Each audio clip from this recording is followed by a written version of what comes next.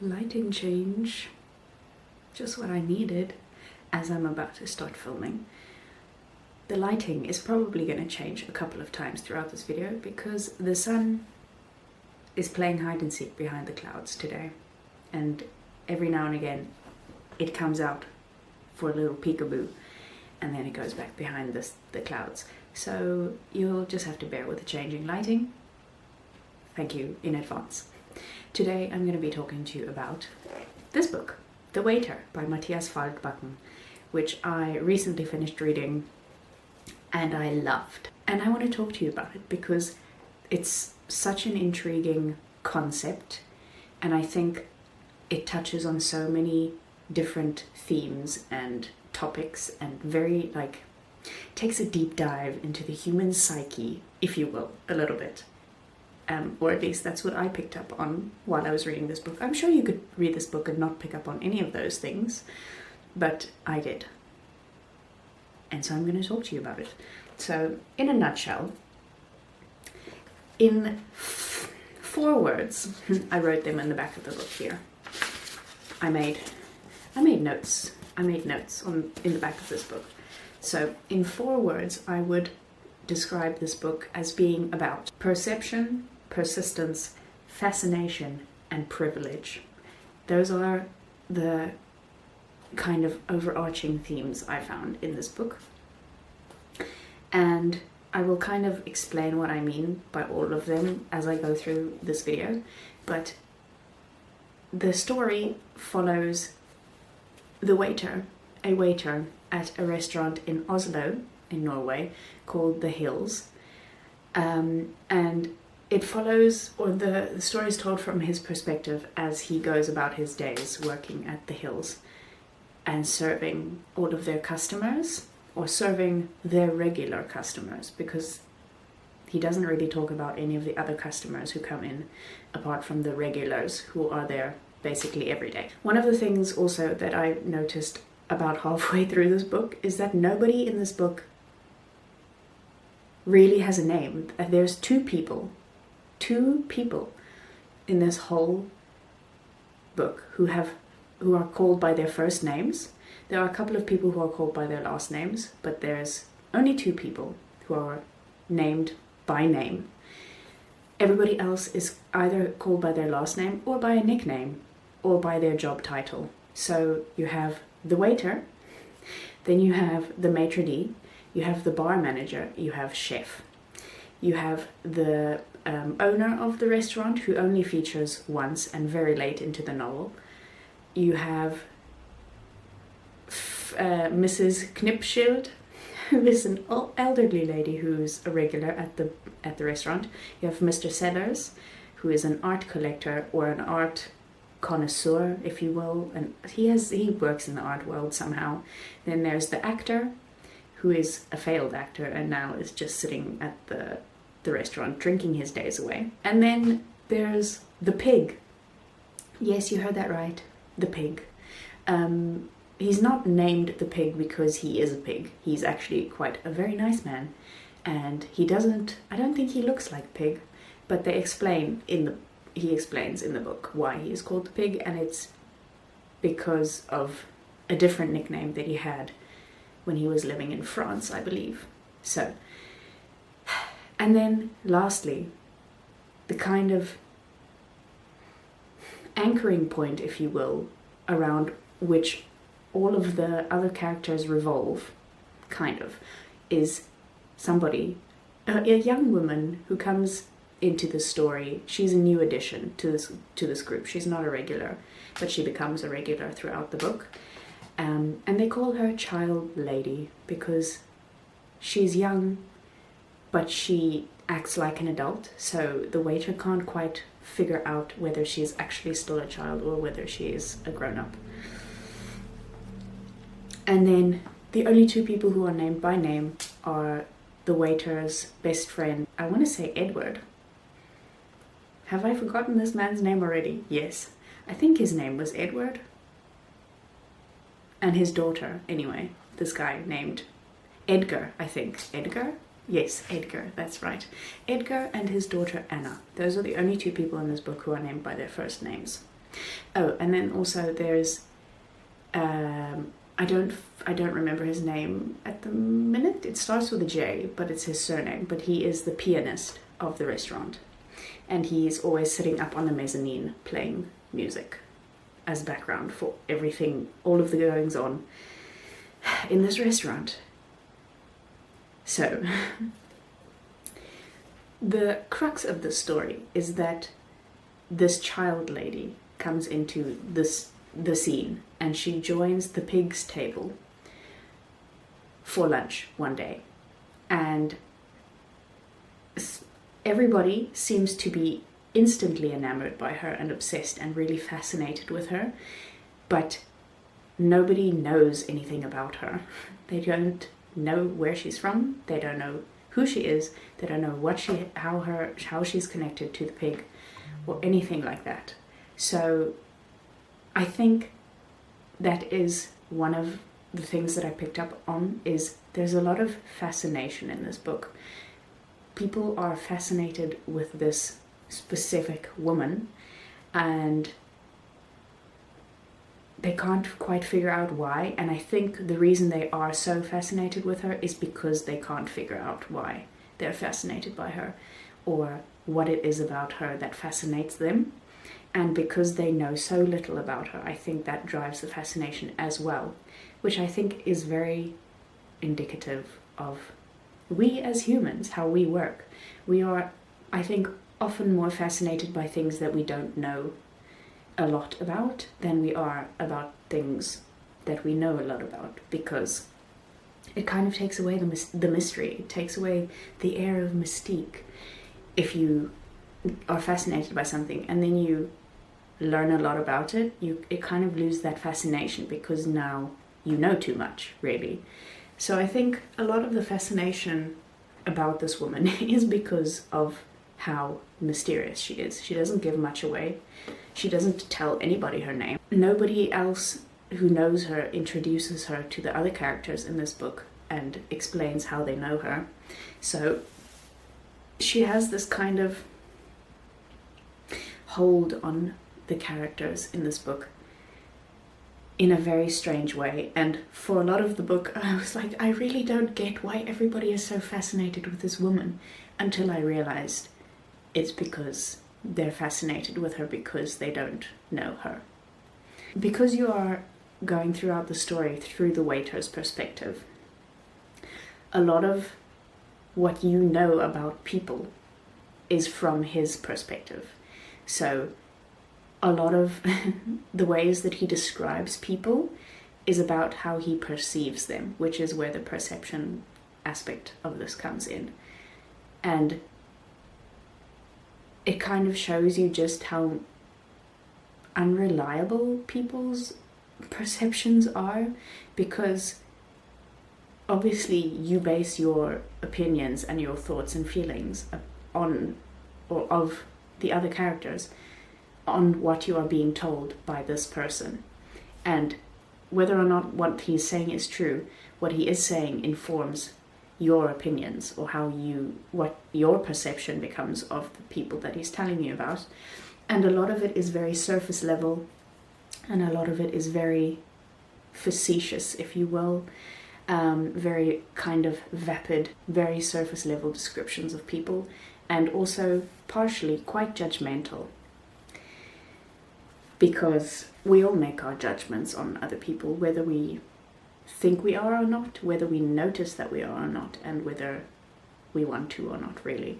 We do all make judgments on all of the people around us all of the time. And that's how we go through our lives. I'm going to read you a little note that I wrote in the back here that says, the waiter knows much more. This is part of the perception thing, and also something that I found really interesting to think about. And I think that a lot of people who have privilege or have a lot of power or money or feel like they are on top of the world don't really know just how much or how dependent they are on everybody who is below them, beneath them, if you will.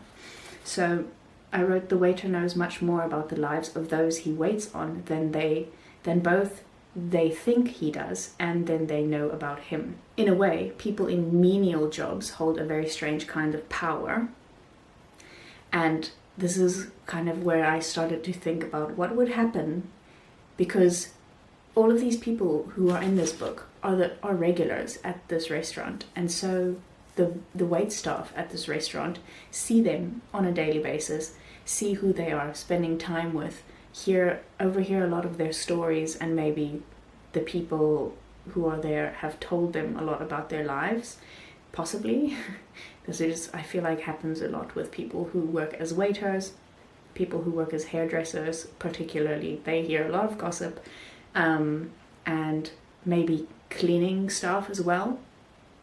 Those people, and like barmen, baristas, if you were in a coffee shop or in a pub, those people know so much about the people that they're serving, but the people who are being served don't know anything about the people that they're telling all of their secrets to, in a way. So I started to think about what would happen if all of the kinds of people who work these menial jobs started to use their knowledge to their advantage, like kind of used it as a bargaining chip to get ahead in life, which possibly some people do. It's very possible that they do that. But I think it's a very interesting concept to think about, to maybe explore, to, I don't know, just keep in the back of your head. I wrote, the waiter also sees the clientele as his own sort of commodity, doling out judgments about each of them in his mind that they will never know about. So obviously on the surface he's always very professional and kind to these people, but in his own mind he judges all these people based on what he thinks of them and how he sees them interact with each other and how he sees them as a person, which I thought was really interesting. Then also, I've mentioned this, but nobody or almost nobody is called by their real name. It's either their surname, a nickname, or their position of work at the Hills. And then I added a little footnote that says the side characters have names, but the main characters, the people who are really important to the story, are referred to by their nicknames or by their job titles, which I think was really interesting, because that is kind of how we are in life. With the people that you don't really know so well, you will always refer to them in a more formal way. So you'll refer to them by their name or by their surname. But the people you really know very well, you always refer to them by a nickname that you have for them, or in an affectionate way, or in a more casual way, which is interesting to think about in terms of just using nicknames in a book instead of real names. And then I wanted to, on the subject of kind of the privileged people in this book, there is a Swedish saying, and I don't know, this book is set in Norway, and I don't know if there's a Norwegian equivalent, but there's a Swedish saying, which I'm not going to pronounce because I will butcher it, but I will try and find a sound clip of it and put it in for you. Att glida in på en räkmacka. And the saying basically means to slide in on a shrimp sandwich. Yes, you heard that right. So to slide in on a shrimp sandwich basically means to arrive and to just, arrive with your privilege and expect kind of everybody to fall on their hands for you, in front of you. What? That's to fall on their knees in front of you. That's what I mean. And kind of the people in this book are kind of like that, but especially Child Lady. She is the person who the most, when I was reading this book, I thought of that saying, and I thought it applies so much to her, because she's like, for all we know, she's a nobody. She doesn't have money that we know of. She doesn't have connections that we know of, or we don't know how she's connected to these people. And yet she just assumes everything is gonna revolve around her, which it kind of does. Also the fact that she's described as being very beautiful helps her very much. It helps her get ahead in her life. But I think that really is how people who are privileged or who have money or who have some kind of status in society behave, because they just assume that people will want to do things for them because of who they are and because of what they have or how they look, etc. So child lady is kind of the poster child lady for privileged people. And the last thing, or the last word that I used in my description was persistence. And persistence is kind of not exactly the word that I need, but it sort of explains what I want to say. So obviously everybody in this book has a goal in life. And we don't know what everybody's goals are in this book, because not everybody's goals are relevant. But one of the goals is one of the people who regularly lunches with the pig has a painting that he wants authenticated and valued, if you will, to see if it's really by the artist whom he says it's by, and what it would be worth if he were to, I don't know, sell it or insure it or auction it or donate it or whatever. And as Mr. Sellers, who is another of the regulars, is an art person. I don't really know what his title would be, but he deals in art, and a lot of the reason why he has privilege at the Hills is because he has donated a lot of art, or had other people donate a lot of art to the Hills, which is the decoration for the restaurant basically. And so that kind of is the reason why he's afforded some sense of privilege and royal treatment at the restaurant, if you will. So the pig and Mr. Sellers have no connections to each other whatsoever, other than the fact that they both come to eat at the Hills on a daily basis, basically. But they're usually not there at the same time, and so their paths don't actually cross that often. However, this new character, Child Lady, she is the perfect pawn to bridge the gap between the two worlds, because it is usually the case that older rich men enjoy the company of beautiful young women, and so the pig and his compatriots are using the child lady's allure, if you will, to their advantage in getting her to ingrain herself with Mr. Sellers' group of friends, and then bridging the gap between Mr. Sellers and the pig. It's very complicated, and it's done so much better in the book than I'm explaining it.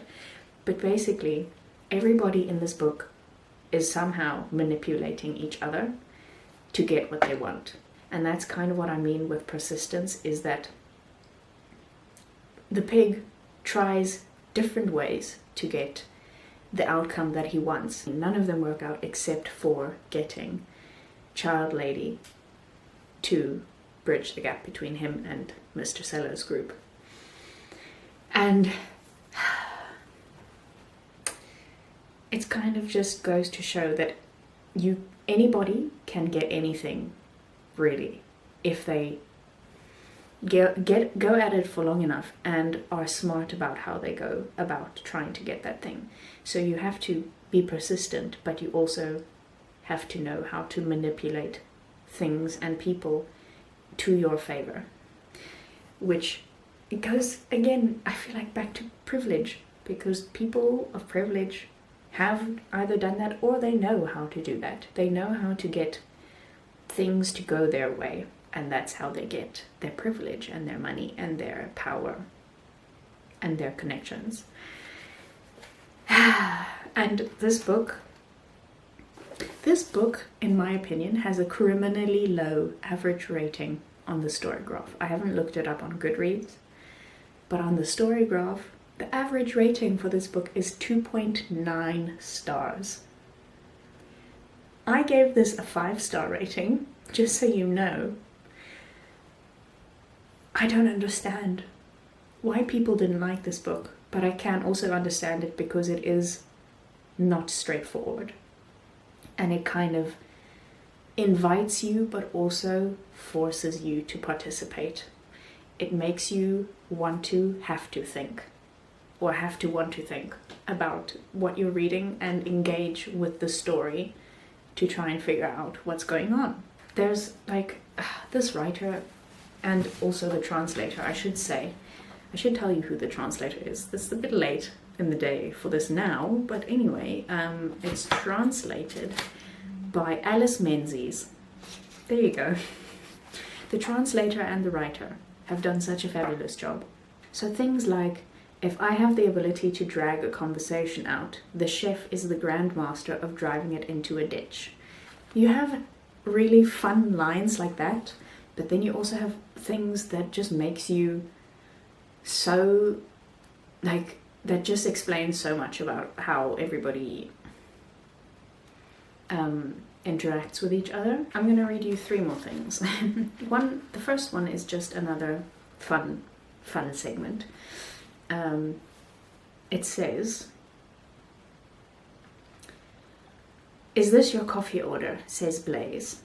Blaze is one of the pig's friends. "I do order coffee from time to time," says Bratland. Bratland is one of Mr. Sellers' friends. "Is it his?" Blaze points to Sellers. "What's wrong with the coffee?" says Bratland. "What? The tycoon's out for a stroll?" "What's going on?" says Blaze. "Manners, they apply to you too. You're in a restaurant. Come again?" And I just love this interaction between these people who are trying so hard to one-up each other. But they're not speaking the same language. They're not having the same conversation, really.